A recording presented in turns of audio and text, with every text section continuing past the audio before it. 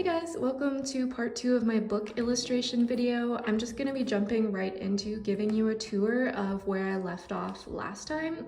This is like the rough copy before I finalize everything. We met up. There's some notes in here of what needed to be changed before I start rendering everything and coloring everything. So let's have a look. Mr. Darcy looks pretty similar across the whole book. He's so easy to draw. I don't know why, but Elizabeth, she's gonna look a little bit different. I wasn't sure exactly how I wanted to draw her face, so I intentionally made her look different so that when we met up, my business partner for this project could decide like which face she liked the most. Not this one. This one I think was a close second, but I'll tell you which one I'm gonna be basing her look around. But overall, she really liked the cover. I'm just gonna be changing her face a little bit.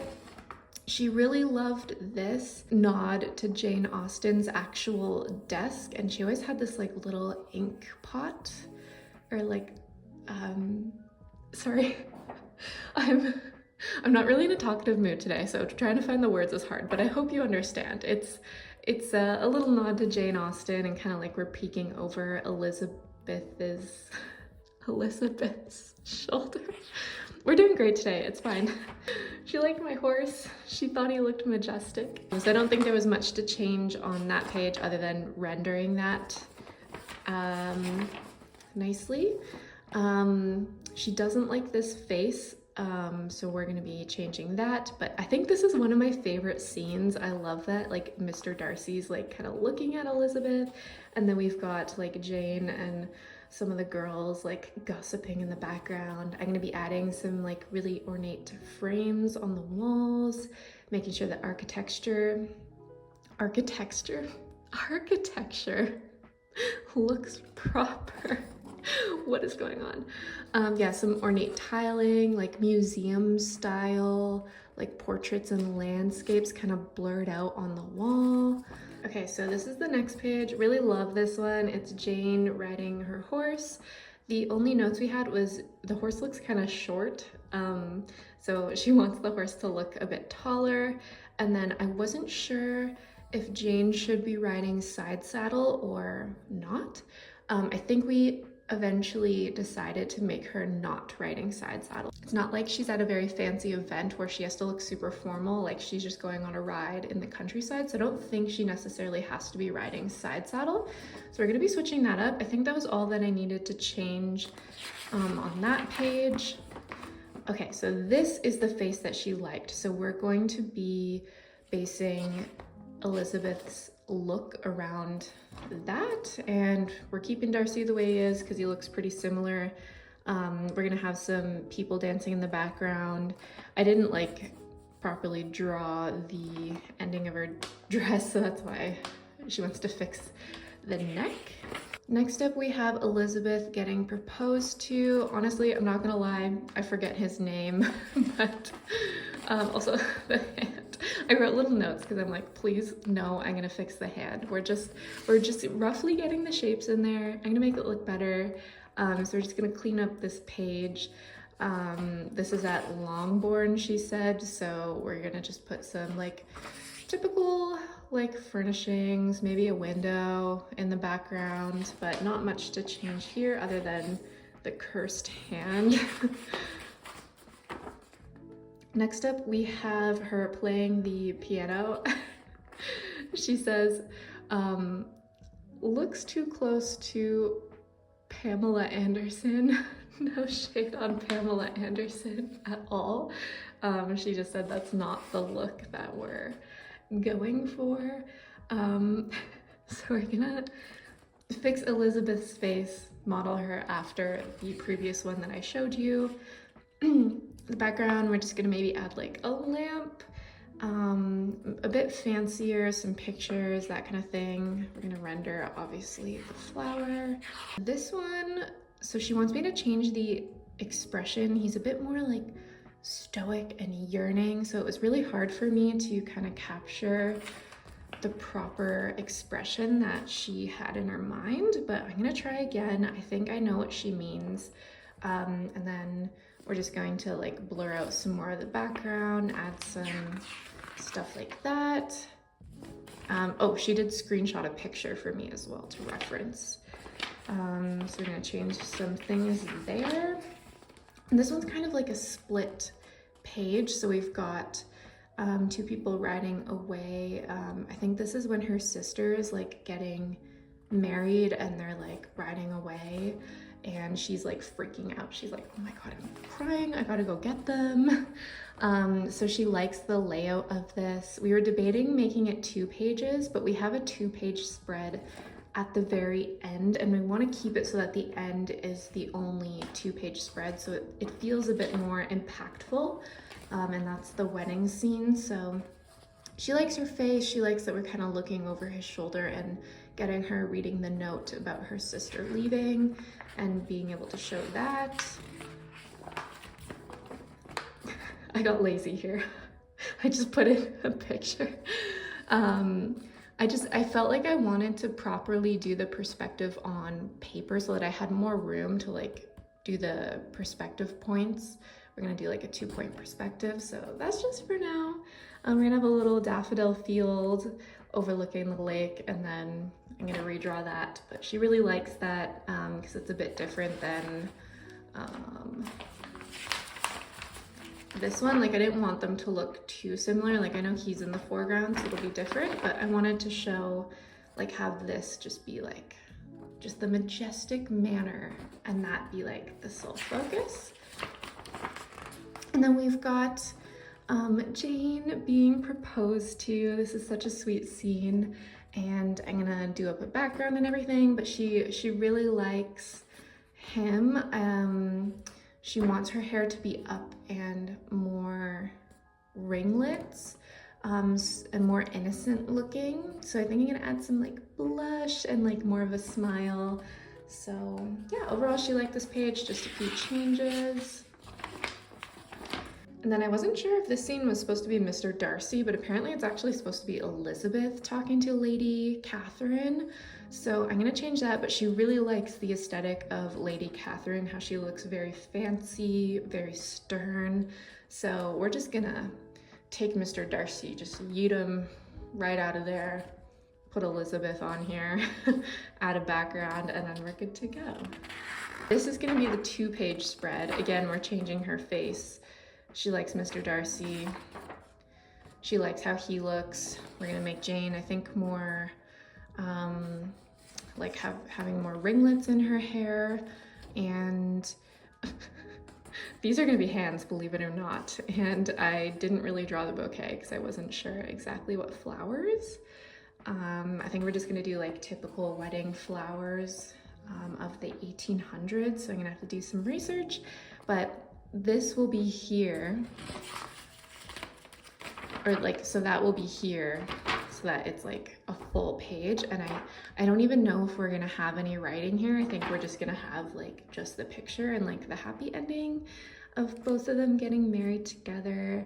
And yeah, that's it. I'll check in with you soon. I'm gonna start rendering these pages and I'll check in with you along the way. And sorry about the chaotic video, and hopefully the next time I film, I'll be feeling a bit more talkative and actually know what I'm trying to say. So see you soon. Okay, so I have about 2 hours before the bus comes, so I think I'm just going to go head to a local cafe and just get some work done, and hopefully I can get at least a page done, hopefully start on the next one. I'm a bit behind schedule because I said rendering about a page a week would be ideal, but I've been so busy, so I'm just starting now. But you know what? We're starting now. We're gonna get some work done. I'm gonna grab something warm, maybe a soup or something like that. So let's go.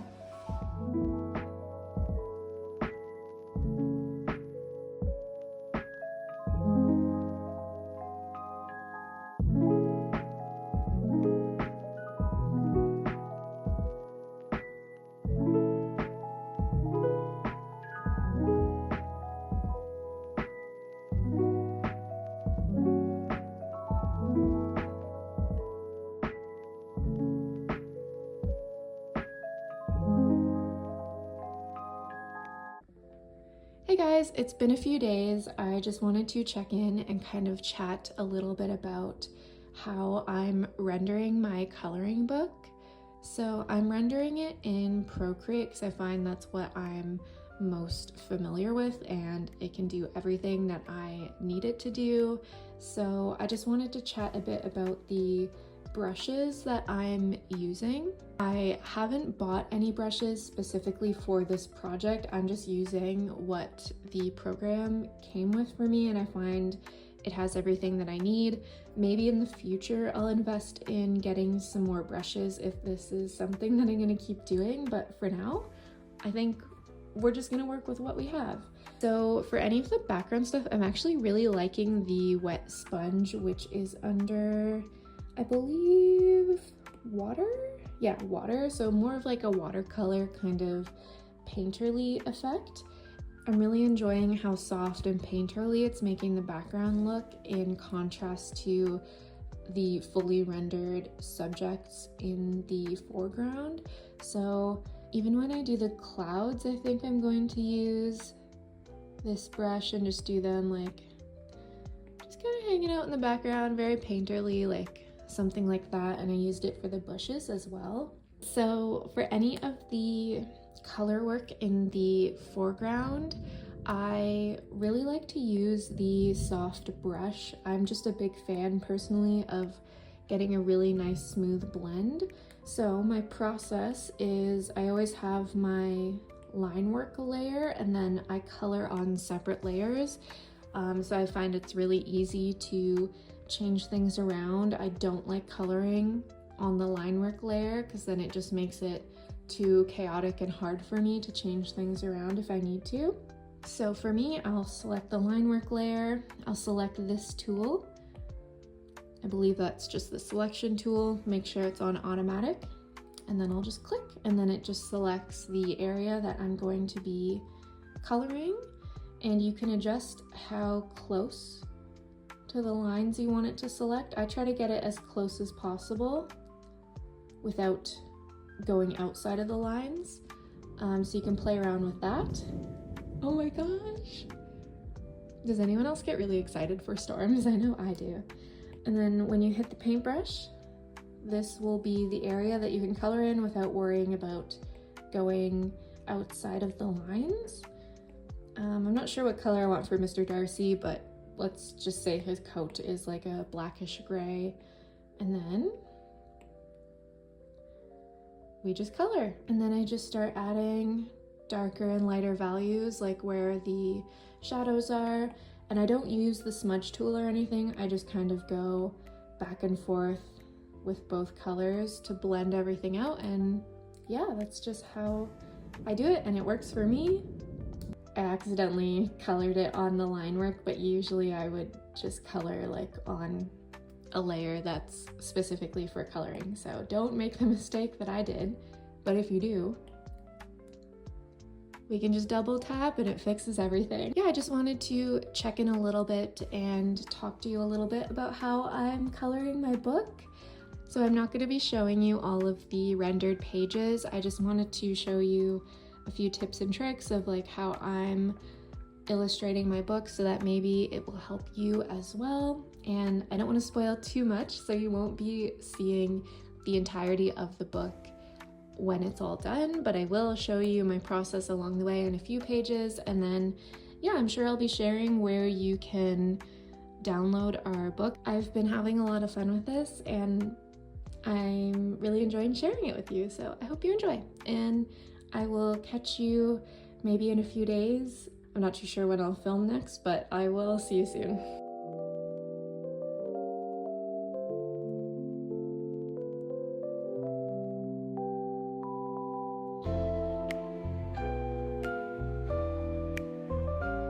Okay, I think I'm gonna call it a day. I've been drawing for a few hours and my iPad is so hot to the touch, so I think I'm going to let my iPad chill out.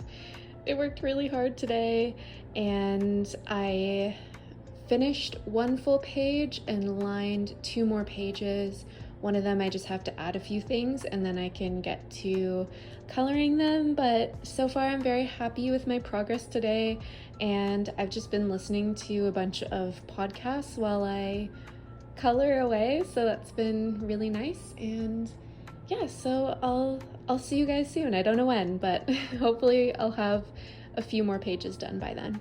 Bye for now.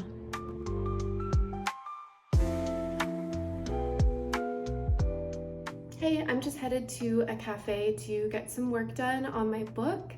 I have been too busy with tattooing to really pick it up and work on it in a little bit, so I'm gonna go grab a coffee and lock in and get a bunch of work done. It's a beautiful day, so yeah, I'll probably be going to my usual spot. Nothing too exciting, but let's get some more work done on our book.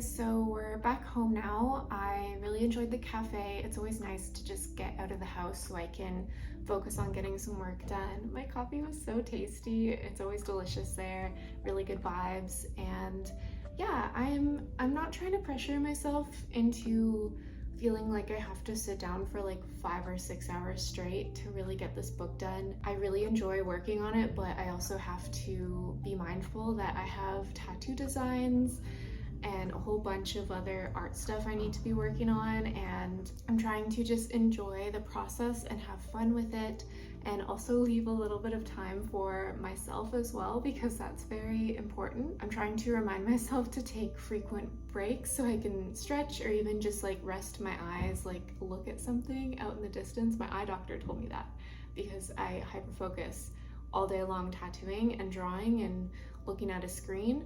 So although my glasses do have blue light, my eye doctor told me it's very important to just stare at something far away every now and again so that you can give your eyes a little break and a reset. So yeah, trying to find a balance of working on my book and also taking care of myself and getting other things done too. Yeah, so that's just my update for today, and I will catch you guys soon. Bye for now.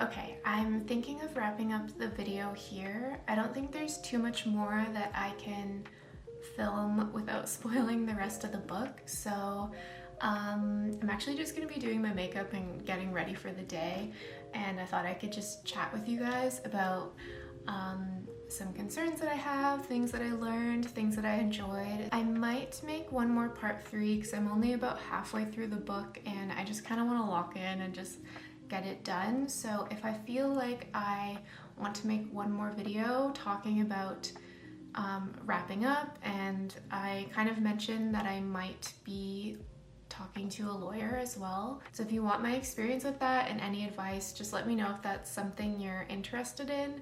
I never know what's like interesting or helpful to you guys, so your comments like letting me know like, oh my gosh, I'd love to see more of this is really helpful. Okay, so I think I mentioned my concerns with copyright. If you haven't seen part 1, I feel like you should go watch that. But if you haven't seen part 1, and I don't think I've re-mentioned it, but a lot of people are asking like, how are there so many adaptations of Pride and Prejudice if it's copyrighted? But once an author or artist, you might have to fact check me on this because I'm not sure about the details, but I believe once an author, for example, passes away, I think it's like 70 years after they have passed on, then their work becomes public domain, and that's why you get so many recreations of Pride and Prejudice, because it's public domain now. I think it's really beautiful so that like all of the fans of Jane Austen and Pride and Prejudice can see all of these beautiful renditions of the work and just like enjoy it. And yeah, I think that's a really special thing. The thing that I'm worried about is my author partner really likes one of the movies. So a lot of our book is kind of loosely inspired from scenes and like outfits from the movies, and I was doing some research and I'm pretty sure that that can be infringing on copyright specifically of the movies because those are so recent. Although Pride and Prejudice is public domain, the movies are still copyrighted material. I'm just really anxious when it comes to following rules, so I'm really worried because my author partner, like, I know she means well, she's just really excited, but she wants to like self-publish, and I'm just worried that if we self-publish and my name's on it, like I could face legal consequences if the creators of the movies, I don't actually know who would like copyright claim you or what the worst that could happen would be, but I think just to put myself at ease, I would definitely like to speak to a copyright lawyer, and if my business partner is pretty firm on keeping it very similar to the movies, I'm okay with that, but I would very much like to make a contract. I don't think it's the best idea to publish something that even loosely resembles something that's copyrighted, so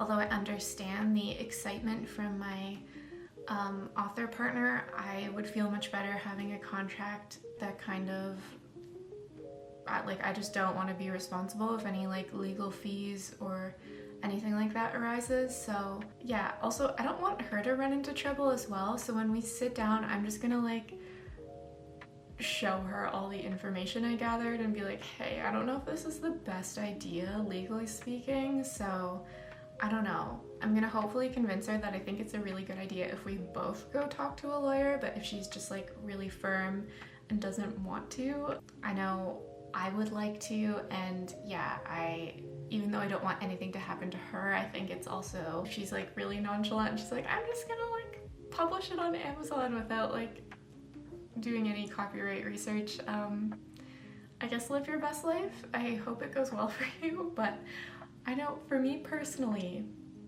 I'll be making a contract to protect myself. I don't want to be involved if anyone from the movie comes after me.